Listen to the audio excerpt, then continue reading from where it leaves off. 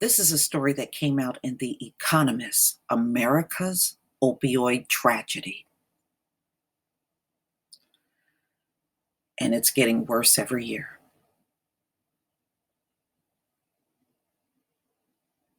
To call Williamson, West Virginia, a town is to exaggerate.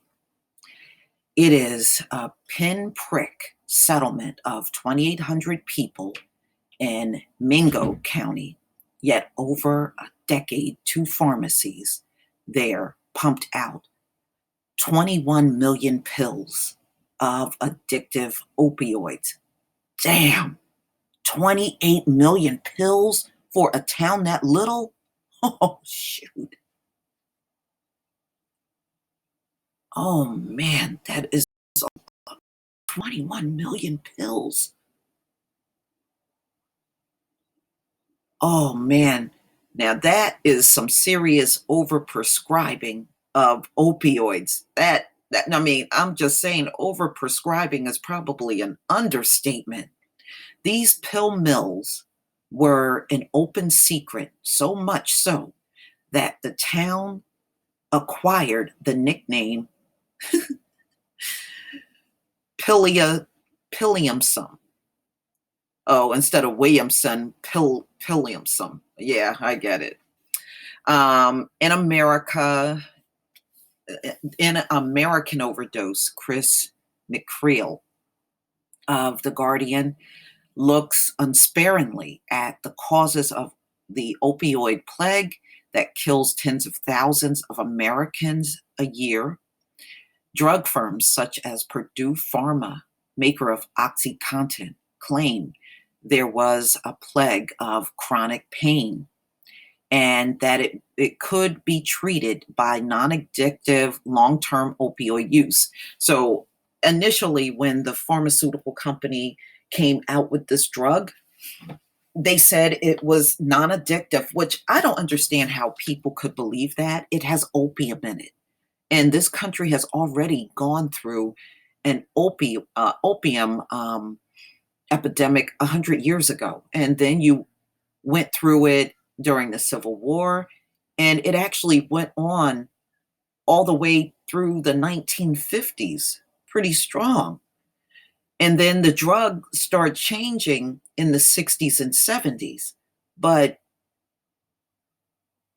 opium has never really truly disappeared from the drugs that have been around and people have been addicted to. You know? Wow. And that could be treated by non-addictive long-term use, which we know that is not true. Opioids are very addictive, and they were given as a drug for long-term use because when doctors were prescribing them, they were giving these people 400 and 500 pills at a time. You know, drug distributors ship massive quantities of pills to small town pharmacies without question for years. Dodgy doctors were recruited to sign prescription en masse, making more cash than they knew what to do with. So every time a doctor writes a script, the pharmaceutical company compensated them with money. And see, some of these doctors were making a ton of money based on the scripts. That's why they were going out of control, right? And they were just handing this stuff out like candy because they were getting these big checks from the pharmaceutical company. This is why every now and then you'll still see a story out there where a doctor is still overprescribing and then they get arrested. Yeah, that's what they do now that they're cracking down. Okay, the current hellscape is the result. Americans make up to 5% of the global population, but consume 30% of the world's prescription narcotics. That just goes to show you America has a lot of junkies. More die of drug overdoses than car accidents. The White House estimates that the addiction epidemic has cost $1 trillion in lost output. That's a lot of damn money. That's a lot of money. $1 trillion on drug addiction and it's still going strong. That's the kind of money you lost on something that you just can't beat. Oh, Alan Kruger, an economist at Princeton, has found that increased opioid prescription could account for 20% of the decline in male participation in the labor force. Yeah, because they said all these men that are working age and addicted to opioids just spend their time sitting on the couch watching TV. That's what the majority of them do. They don't even go out looking for work. They just sit there high on the opioids day in and day out. McCreel reports, mostly from West Virginia, the worst hit state. In Huntington, on the border of Ohio, a tenth of babies are born suffering from opioid withdrawal. He probes the networks behind the pill mills, the profiteering clinic owners, and complicit professionals who make the carnage possible. You know, these are people that were trained professionals in all of these industries, pharmaceuticals and your hospitals, your doctors, that should have known better. You mean to tell me you seen patients all the time and you couldn't see that they were high from these drugs? You couldn't see this? That's crazy. With only a few um, heroic exception, those who should have noticed, police and the Drug Enforcement Administration, as well as distributors and the FDA, were remiss. So this addiction for a long time went over their heads, ladies and gentlemen. They were handing this stuff out like candy and ignoring the fact that these people were high out of their minds from the drug.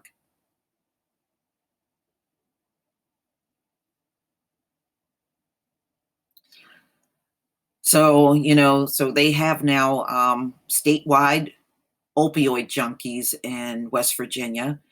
One as well as Duncan, who can't quit opioids even after his son and wife died of overdoses.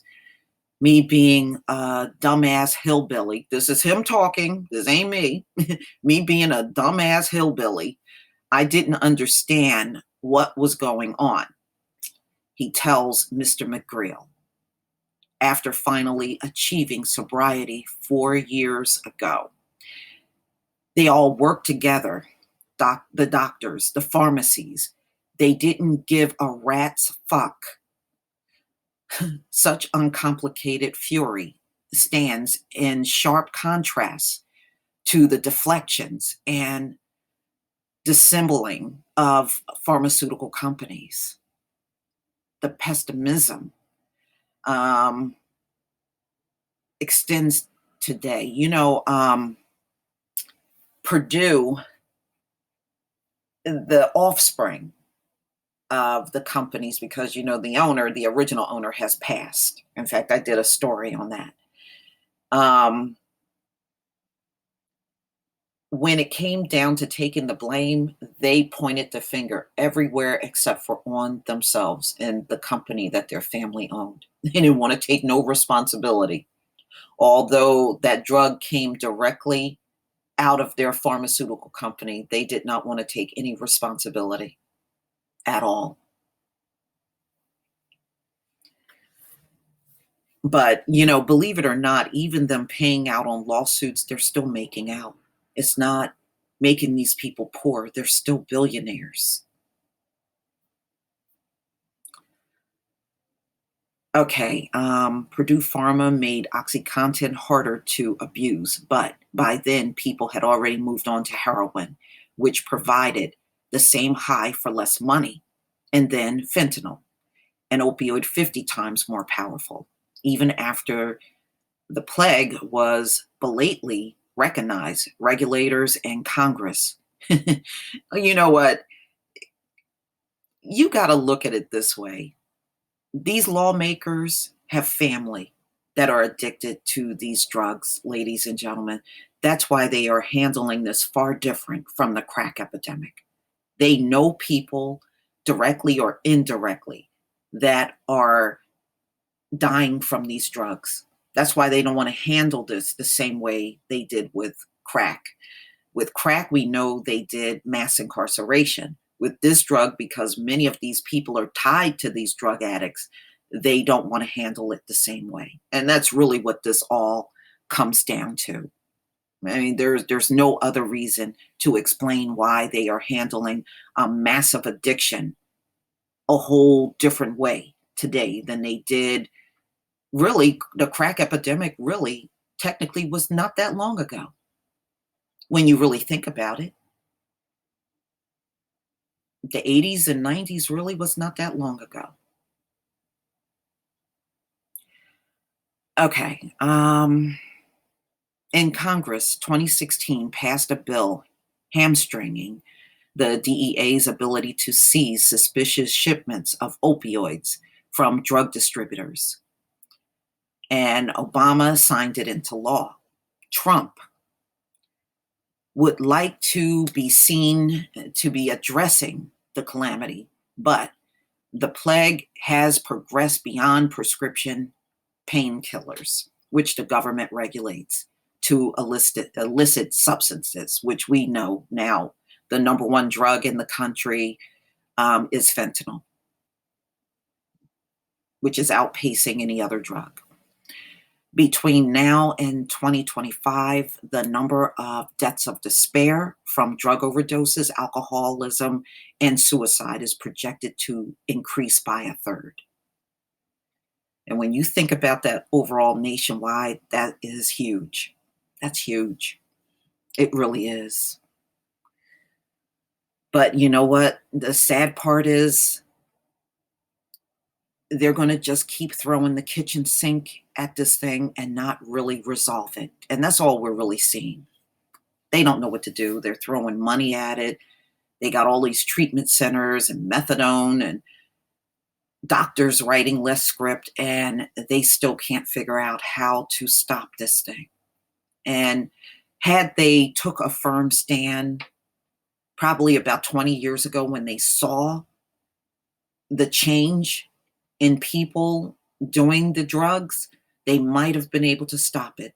But 20 years later into the game, and millions of people abusing these drugs, there's no end to this. There's no end.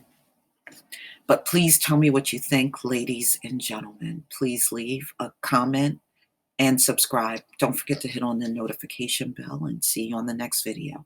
Peace, family.